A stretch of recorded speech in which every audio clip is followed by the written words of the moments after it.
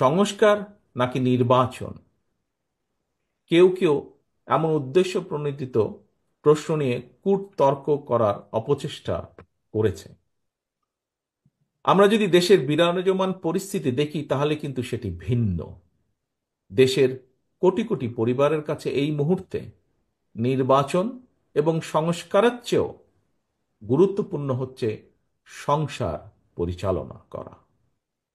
একদিকে দ্রব্যমূল্যের ঊর্ধ্বগতি, অপরদিকে জনগণের উপরে চাপিয়ে দেয়া ভ্যাটের বোঝা। ফলে দেশের কৃষক, শ্রমিক, দিনমজুর, স্বল্প আয়ের, এমনকি নিম্ন মধ্যবিত্ত পরিবারগুলোর কাছেও সংসার টেকানোই অনেক ক্ষেত্রে দায় হয়ে পড়েছে। অনেক পরিবারে চলছে নীরব হাহাকার।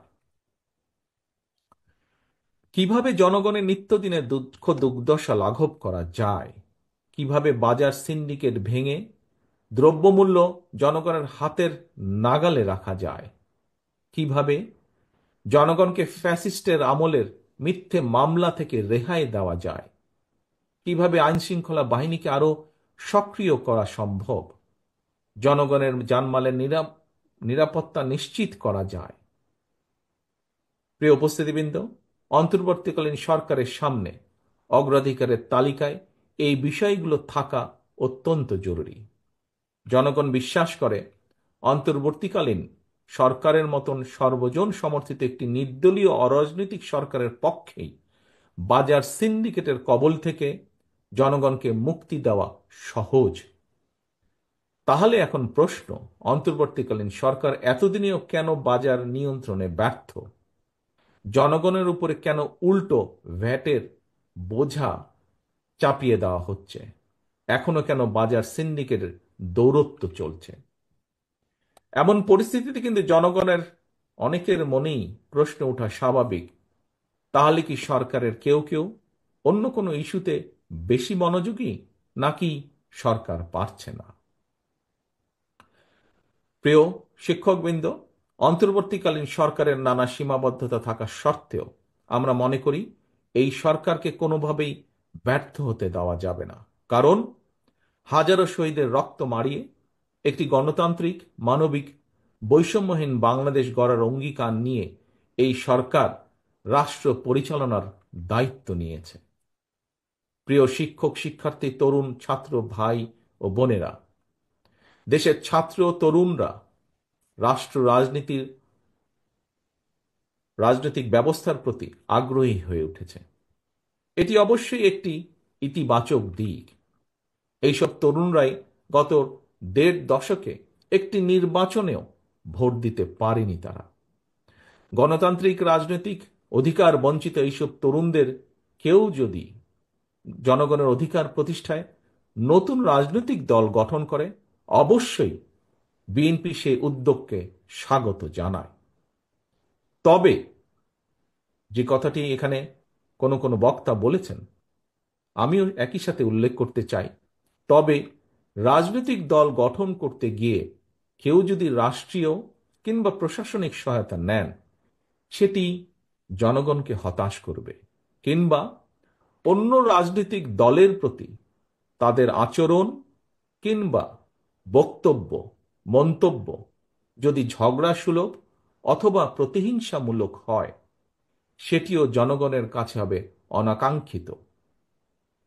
অবশ্যই আজকের তরুণরাই আগামী বাংলাদেশ।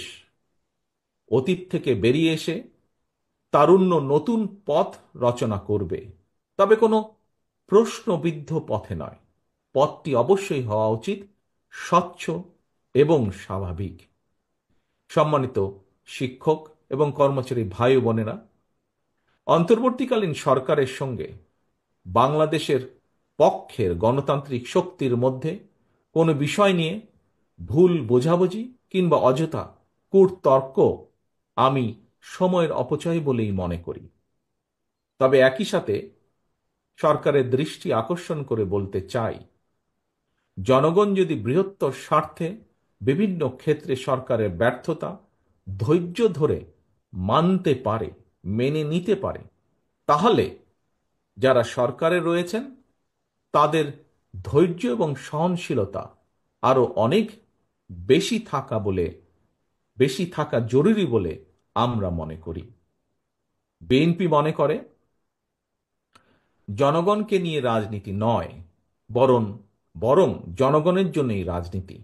এ কারণেই বিএনপি যে কোনো মূল্যে দেশের জনগণের রাজনৈতিক এবং অর্থনৈতিক ক্ষমতা নিশ্চিত করতে চায়। নির্বাচন হচ্ছে, এর আগেও আমি বলেছি, আজও আপনাদের সামনে আবারও তুলে ধরতে চাই, নির্বাচনই হচ্ছে জনগণের রাজনৈতিক ক্ষমতায়ন নিশ্চিত করার অন্যতম প্রধান কার্যকরী হাতিয়ার। নির্বাচন অনুষ্ঠান নিয়ে বিতর্ক সৃষ্টি করার অর্থ নিজেদের অজান্তেই পরাজিত পলাতক ফ্যাসিস্টদের অবস্থানকে শক্তিশালী করা।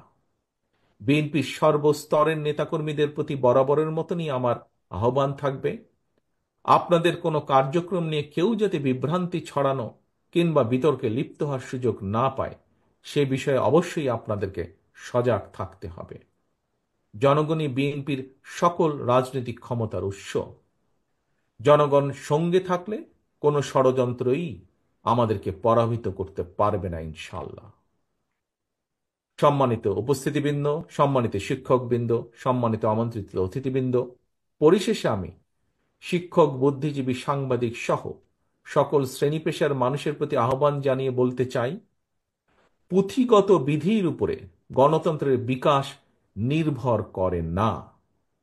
গণতন্ত্র বিকশিত এবং শক্তিশালী হয় প্রতিদিনের কার্যক্রমে, আচরণে এবং চর্চায়। আমাদের মধ্যে অবশ্যই ভিন্ন মত, ভিন্ন পথ থাকবে, এটি গণতন্ত্রের সৌন্দর্য। তবে আমাদের উদ্দেশ্য এক এবং অভিন্ন। আমাদের সবার উদ্দেশ্য একটি উদার, গণতান্ত্রিক, বৈষম্যহীন, মানবিক বাংলাদেশ প্রতিষ্ঠা। ছাত্র জনতার গণ অভ্যুত্থানে মাফিয়া প্রধান দেশ ছেড়ে পালানোর পর মাফিয়া মুক্ত বাংলাদেশের সামনে গণতান্ত্রিক, বৈষম্যহীন, মানবিক বাংলাদেশ প্রতিষ্ঠার এক অপার সুযোগ সৃষ্টি হয়েছে। পলাতক স্বৈরাচার এবং তাদের দোসরদের ষড়যন্ত্র কিংবা বাংলাদেশের পক্ষের গণতান্ত্রিক শক্তির মধ্যে অযাচিত ভুল বোঝাবুঝির কারণে যাতে একটি গণতান্ত্রিক, বৈষম্যহীন, মানবিক বাংলাদেশ প্রতিষ্ঠার সুযোগ এবং সম্ভাবনা হুমকির বা সম্মুখীন না হয়, এ ব্যাপারে আমাদের সবাইকে অত্যন্ত সতর্ক থাকতে হবে। পরিশেষে আমি শিক্ষক, শিক্ষার কল্যাণ কামনা এবং আপনারা আপনাদের প্রাপ্য অধিকার বাস্তবায়নে যাতে সফলতা পান, সেই কামনা করে আমার বক্তব্য শেষ করছি। আল্লাহ হাফেজ। বাংলাদেশ জিন্দাবাদ। বাংলাদেশ জাতীয়তাবাদী দল জিন্দাবাদ।